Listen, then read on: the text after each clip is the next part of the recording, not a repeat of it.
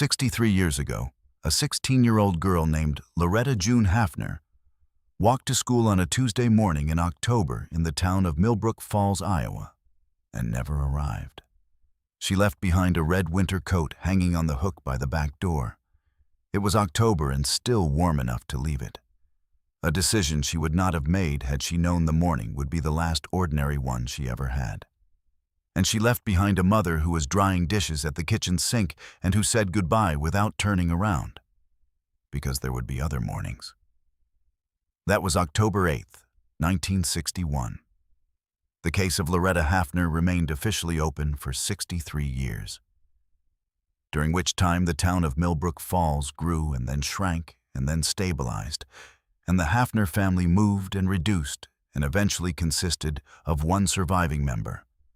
And the original lead investigator died, and his successor died, and 2 generations of Iowa law enforcement came and went without closing what had come over the decades. To be regarded as the kind of case that existed more as a symbol of irresolution than as a solvable crime. In the fall of 2024, a genealogical DNA match generated by the Iowa Division of Criminal Investigation's Cold Case Forensics Unit produced a name. The name had been in Millbrook Falls the whole time. The man it belonged to had been to Loretta's funeral. What the DNA revealed, and why 63 years of investigation had circled it without landing, and what it means for the dozens of cases across the country that share the same profile: old, rural, a victim without the profile to command sustained national attention. That is the story of this video. But before we can tell it, we have to go back to 1961. And before we can understand 1961, we have to understand who Loretta Hafner was, because that is the part that got lost in 63 years of institutional attention. And it is the part that deserves most to be returned. Millbrook Falls, Iowa, in 1961, had a population of just under 3,000 and a sense of itself as a community that was organized, self-sufficient, and permanent. The kind of town where the grain elevator and the high school and the Methodist church and the diner on Franklin Street were not just buildings, but load-bearing structures in the social architecture of everyone who lived there. It sat in Bremer County in northeastern Iowa, surrounded by the black soil farmland that gave the county its economic character. And it had the particular October quality of the upper Midwest in that era. Cold coming, harvest nearly done, the light going flat, and gold across the fields by 3 in the afternoon. The whole landscape preparing itself for winter with a kind of deliberate efficiency. The Hafner family had been in Bremer County for 3 generations, working a corn and soybean operation outside town that Loretta's father, Emmett, ran with his brother Dale. Her mother, Vivian, had grown up in Allison, 10 miles east, and had come to Millbrook Falls when she married Emmett in 1942. They had 2 children, Loretta, born in 1945, and her younger brother Gary, born in 1950. Loretta was a junior at Millbrook Falls High School in the fall of 1961. She was 16 years old, 5'4", brown-haired, and possessed of what her teachers and her classmates and every adult who knew her seemed to agree upon without conferring. A quality of steadiness that was unusual in a teenager, a groundedness that made her seem without pretension, simply more present than most people her age. She was not the most academic student in her class, but she was the most organized, which is a different and arguably more durable quality. She kept her schoolwork in labeled folders. She had a part-time job on Saturday mornings at the Millbrook Falls Creamery, where she operated the counter with the efficient warmth that the creamery's owner, Harlan Pierce, would spend the rest of his life saying was the best customer service he had ever seen from anyone at any age.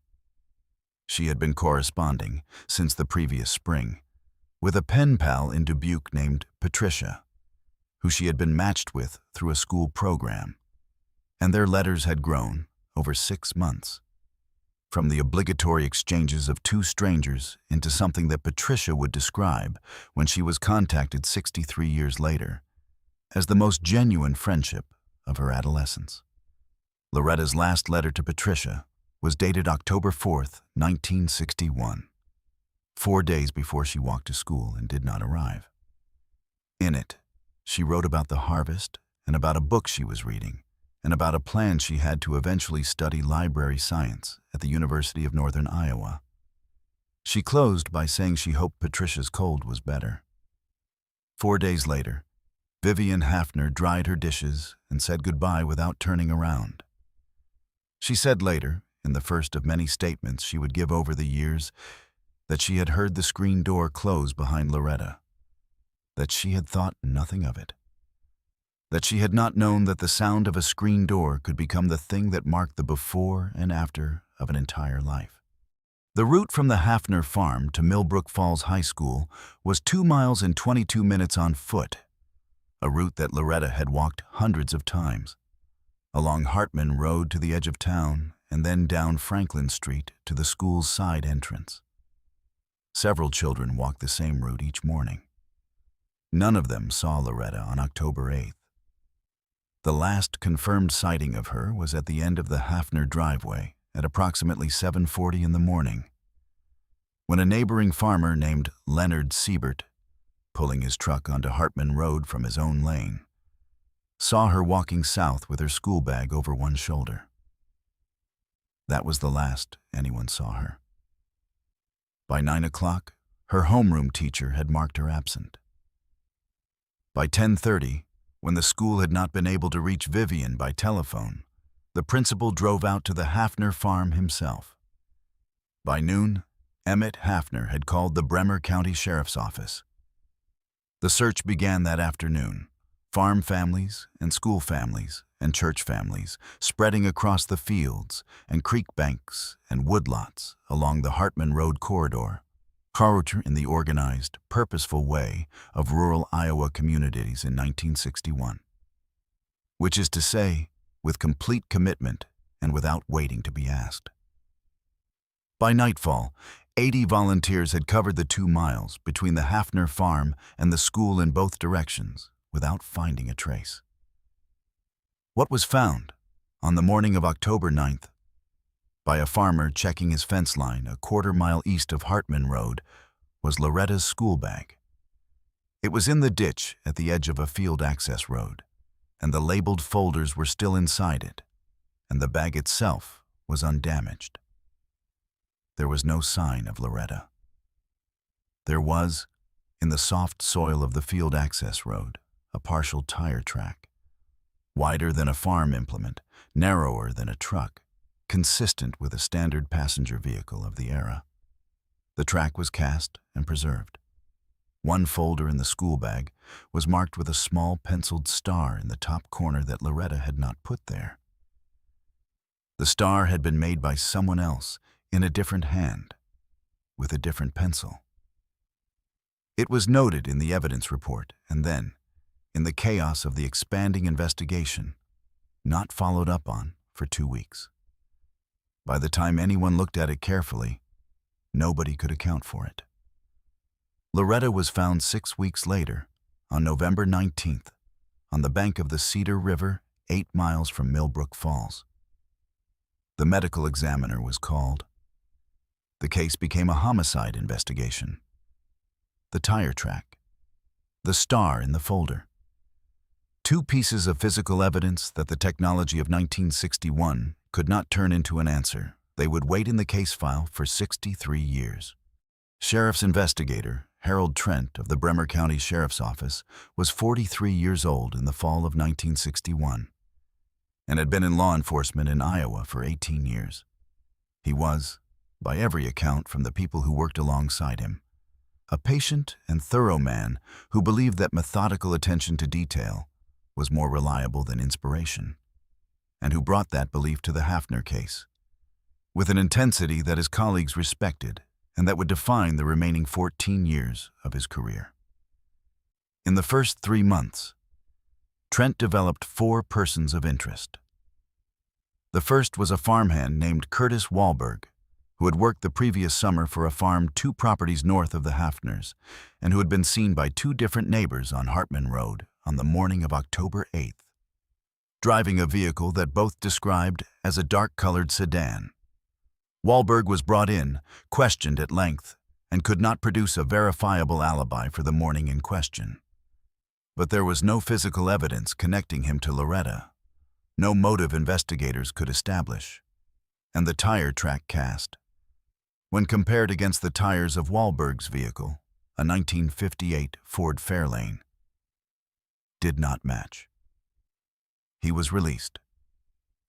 The second, third, and fourth persons of interest were each eliminated over the following year for similar reasons: proximity but no physical connection, timeline gaps but no confirming evidence. What Trent kept returning to, in his case notes and in his personal file, which he maintained separately from the official record, as careful investigators of that era often did, was the penciled star in the folder. It was the one piece of evidence that pointed towards someone Loretta knew. Not a stranger who grabbed a school bag from a girl on a road. Someone who had access to the school bag beforehand. Someone who had opened it, looked through the folders, and marked one. Trent believed the star was a marker. He never established what it marked or who made it. He retired in 1975. He left his personal case file to the Bremer County Sheriff's Office. He died in 1988, 27 years after Loretta Hafner walked down her driveway for the last time. He had never stopped working the case on his own time. His wife said at his funeral that he had thought about it every day. Meanwhile, the Hafner family had been doing what Hafner families do over the span of a generation. Emmett died in 1979. Vivian lived until 1997, and in those 36 years, she had given dozens of statements, attended every annual case review the sheriff's office offered, and maintained the position that the answer was somewhere in Millbrook Falls, and that someone there had always known what it was. She never named anyone. She said she didn't have the right to name anyone without proof. She believed in proof the way she believed in the God she prayed to every day for 36 years. Absolutely. And without requiring evidence that the prayer was being heard.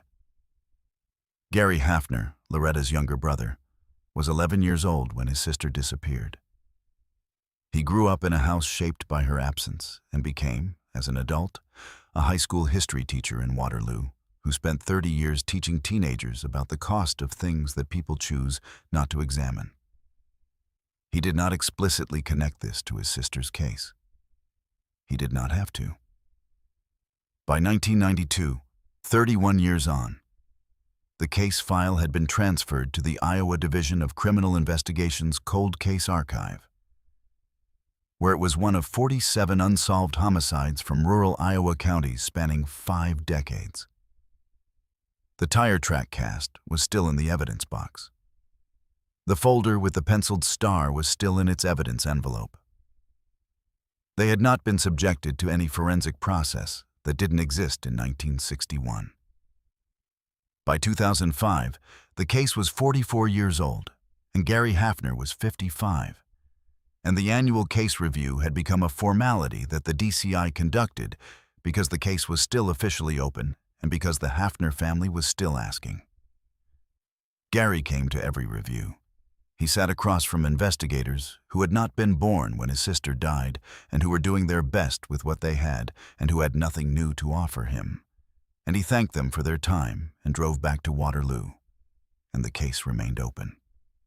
By 2018, 57 years on, the evidence box that held the tire track cast and the penciled folder had been through 4 different storage facilities. The Cedar River site where Loretta was found had been altered by flood control work in 1984.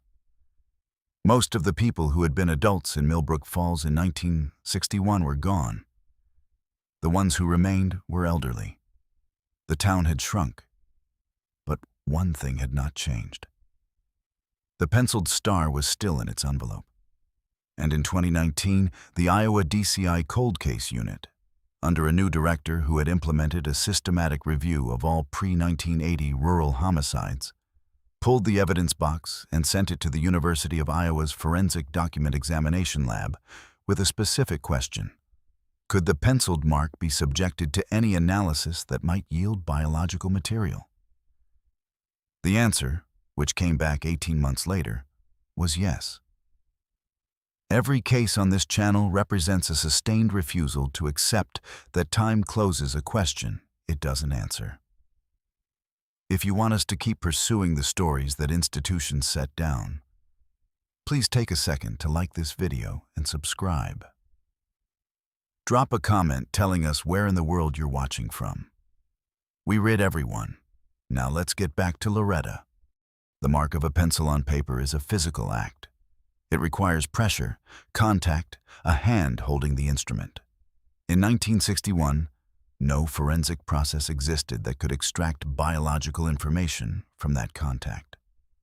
In 2021, a technique called low copy number DNA extraction, which recovers genetic material from trace amounts of skin cells deposited on a surface through ordinary handling, allowed the University of Iowa lab to process the penciled star on Loretta's folder with a new level of sensitivity.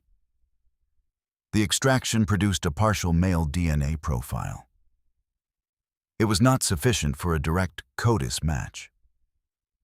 The DCI Cold Case Unit submitted it to the Iowa State Hygienic Laboratory's Genealogical Forensics Program, which applied the same familial reconstruction methodology that had become standard in cold case work.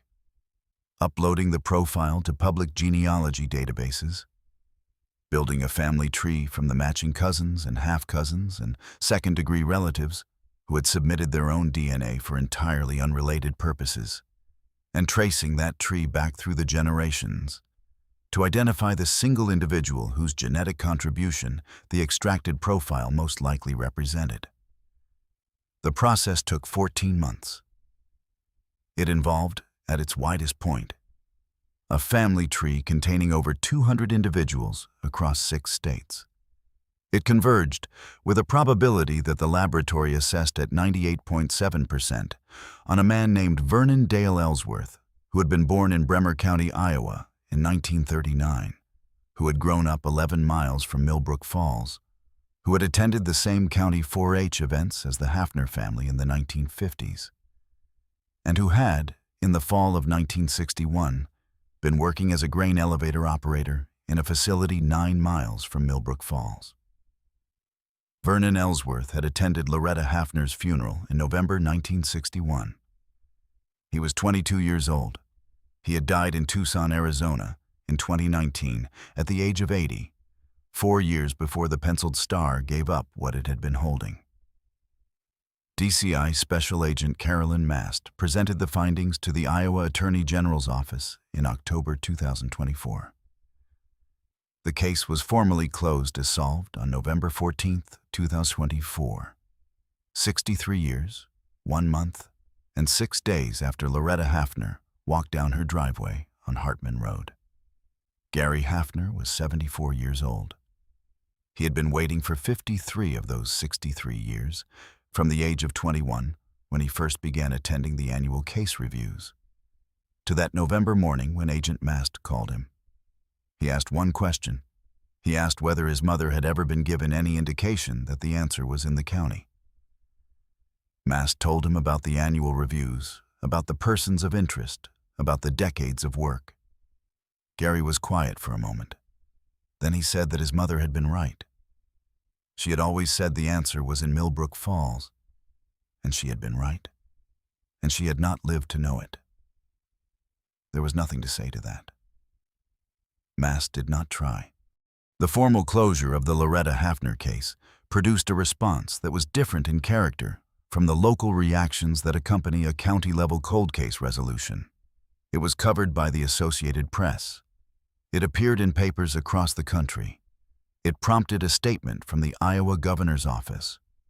It prompted a longer statement from the Iowa DCI Director about the systematic rural cold case review program that had produced the result, and about the 37 other pre-1980 Iowa homicides that remained open and would be subject to the same forensic reprocessing protocol. Iowa state legislators introduced a bill in December 2024 designating funding for the continuation of the program. The bill was named after Loretta. Loretta Hafner was 16 years old on October 8, 1961. She kept her schoolwork in labeled folders. She operated a creamery counter with efficient warmth that her employer never forgot. She wrote letters to a pen pal in Dubuque about books and harvests and a plan to study library science. And she closed them by asking whether Patricia's cold was better, because she was the kind of person who remembered to ask. She left a red winter coat on the hook by the back door because October was still warm enough to leave it. And her mother dried dishes at the sink and said goodbye without turning around, because there would be other mornings. Her mother spent 36 years asking, with proof she could not yet produce, for the truth she knew was in the county. Her brother spent 53 years driving to annual case reviews and thanking investigators who had nothing new to tell him. Harold Trent spent the last 14 years of his career and the remainder of his life believing that the answer was in the penciled star, that someone had marked that folder for a reason, that physical evidence did not lie even when it could not yet speak. He was right. He did not live to know it either.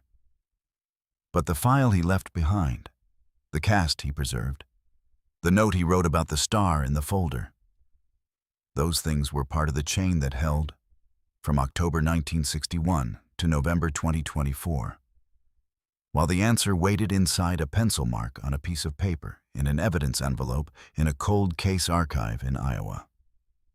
3 questions before we close. 63 years is the longest any open homicide case in this channel's history has run before resolution.